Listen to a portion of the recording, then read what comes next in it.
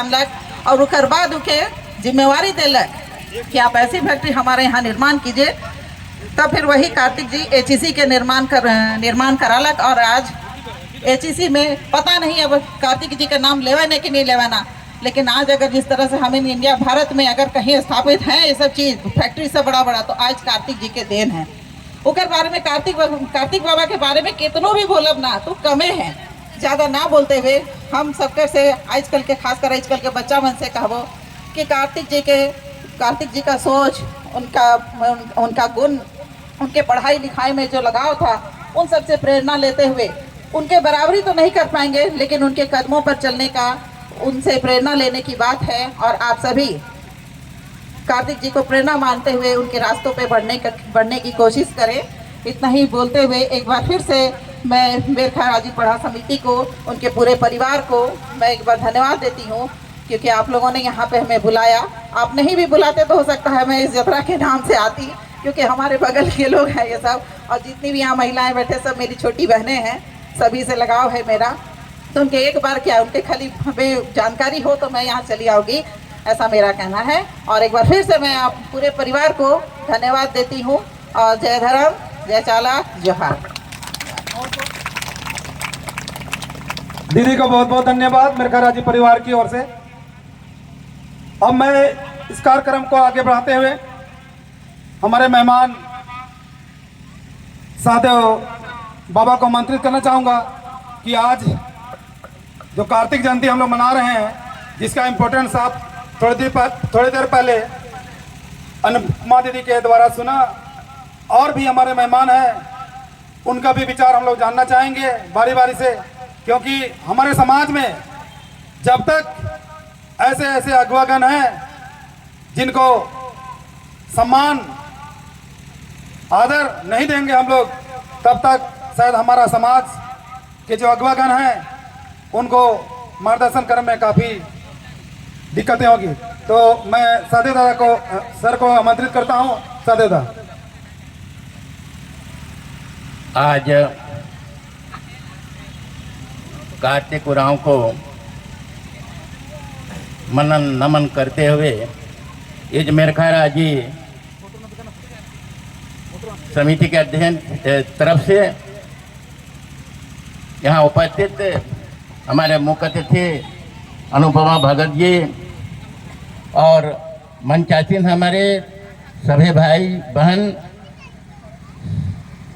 आगे बैठे हरे भाई बहन, और ये हमारे करंधार वादक यंत्र बजाते हुए बहुत अच्छा लगा कि नए नए सिस्टम भी यहाँ लागू हो चुका है। अच्छा है, जैसे ज़माना बदलता है वैसे बदलते चलना चाहिए। अब मैं कार्तिक उरांव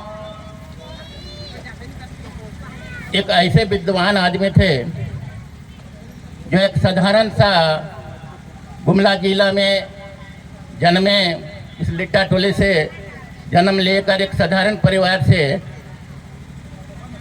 आगे बढ़े और आगे बढ़ करके इतना ही आगे बढ़ गए कि इनके एजुकेशन यहाँ के साथ साथ लंदन विदेश में भी पढ़ना शुरू कर गए। इनकी होनहार और इनके लगन को देखते हुए इन्होंने विदेश में भी अपना एजुकेशन पूरा किए और एक बहुत सफल इंजीनियर बने दुनिया लेवल का। और दुनिया लेवल का सफल इंजीनियर बनने के साथ साथ वहाँ से इन्होंने अध्ययन करके वहीं सेवा में लग गए। जैसे हमारा अनुपमा भगत जी कहे कि वहाँ पर एक बहुत बड़ा कम्युनिकेशन सेंटर का इन्हीं के द्वारा निर्माण किया गया था, इनकी अगुवाई में बना हुआ था। वहाँ पर जब हमारे प्रधानमंत्री नेहरू जी पहुँचे तो बोले इतने सुंदर निर्माण किनका है, तो उनको पता चला कि हमारे देश हिंदुस्तान का ही एक हमारा कार्तिक उरांव ने बनाया है। जब उनको ये पता चला तो उन्होंने आग्रह किए और यहाँ आना पड़ा उनको।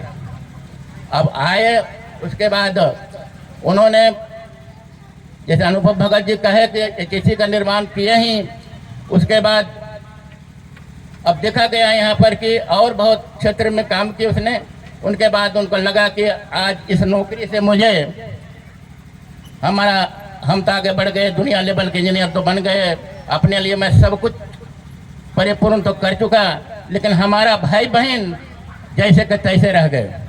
जब तक मैं यहाँ से अगुवाई नहीं करूँगा तो ये हमारा समाज जहाँ के तहाँ रह जाएंगे। अब इन्होंने फिर वहाँ से निकलकर राजनीति के क्षेत्र में आए और राजनीति के क्षेत्र में आकर के संसद भी बने, संसद के साथ साथ मंत्री भी बने और समाज का अगुवाई किए। शायद उन्होंने पूरी जिंदगी अगर जितना उम्र था उतना रह पाते तो शायद आज हमारे समाज को बहुत आगे लेके पहुंचा पाते, ऐसा हमारा मानना है। लेकिन संयोग बस भगवान ने ऐसा ही चाहा कि पार्लियामेंट में ही उनका हार्ट अटैक होकर उनका देहांत हो गया। आज हम लोग इतना तो रास्ता दिखा के गए, हम लोग को कुछ संगठित करके गए और आज हम लोग उनके कर कमलों में चलकर हम लोग को भी ऐसा ही अनुकरण करना चाहिए और ऐसा ही चलना चाहिए, ऐसा ही करना चाहिए। आज इस मेरे ख्याल राज्य समिति को बहुत धन्यवाद भी देना चाहता हूँ, कहे कि इस प्रकार से महान आदमी हमारे बीच में नहीं है और इस महान आदमी के इस एरिया में यहाँ पर उनका स्टैचू का निर्माण करना एक सराहनीय है। ये एक हमारे दुनिया लायक इंजीनियर, हमारे इतने बड़े आदमी पैदा हमारे देश और हमारे आदिवासियों को शान दे करके चले गए। अब हम भगवान से विनती करता हूँ इस स्टैचू को देख करके, इनकी महानता, इनकी योग्यता को देखते हुए अगर ऐसा अनेकों बच्चा हमारे आगे बढ़े पढ़ लिख करके तो इससे बड़ी श्रद्धांजलि नहीं हो सकती है। इसलिए मैं कहूँगा आप माता बहनों से, हर एक से, कि इस प्रकार से पढ़ें और आप लोग भी सहयोग करें पढ़ने लिखने में, और पढ़ लिख करके बगैर पढ़े लिखे हम आगे नहीं बढ़ सकते हैं। इसलिए हमारे बच्चों को जो बनना था हम लोग तो बन ही गए, लेकिन आज हमारे बाल बच्चों को उस रास्ते में बनाने के लिए अच्छे मार्गदर्शन करें, अच्छे एजुकेशन दें। इस प्रकार तभी हमारा समाज आगे बढ़ सकता है। मैं दोबारा आप लोगों को धन्यवाद, और इस महान कार्यक्रम में आप लोग हमको बुलाए, इसके लिए मैं बहुत बहुत धन्यवाद देता हूँ। प्लस इतना ही बोलकर अपने बाने को बंद करता हूँ। जय हिंद, जय जोहार। धन्यवाद सदैव बाबा, जिन्होंने